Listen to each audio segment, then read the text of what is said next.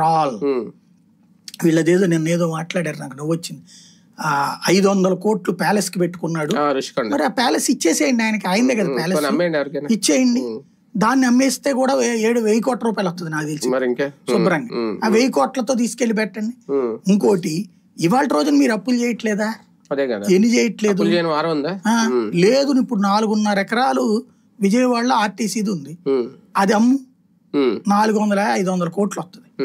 అట్లాంటి పెట్టుబడి తీసుకొచ్చి దానికి, ఇది పెట్టుబడి, భవిష్యత్ తరాల పెట్టుబడి.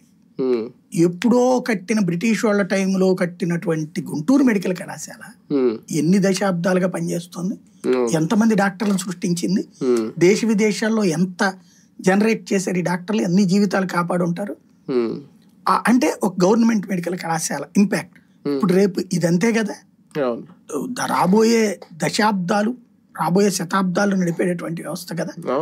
ఆ వ్యవస్థ నువ్వు పొడి చేస్తా, ప్రైవేట్ వాడికి ఇచ్చేస్తా, దానికి ఈ మాటలు ఎందుకు, దబాయింపు మాటలు.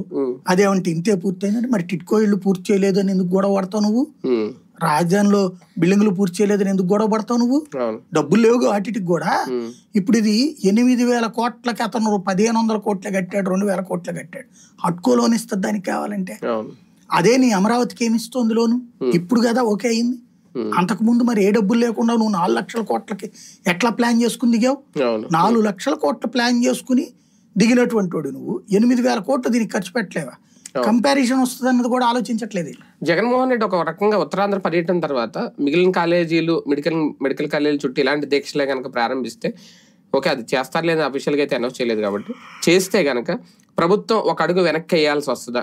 మెడికల్ కాలేజీల వల్ల, లేదంటే పేదలకు అందాల్సిన వైద్యం విషయంలో ప్రజా వ్యతిరేకత వస్తుందేమో అని వెనక్కి తగ్గే అవకాశం కానీ ఆలోచన కానీ ఉంటుందా? వాళ్ళు వెళ్ళరండి. అదేది దాన్ని ఏదో అంటారు, బుద్ధియా వర్ధతే వివాదం అనేసి.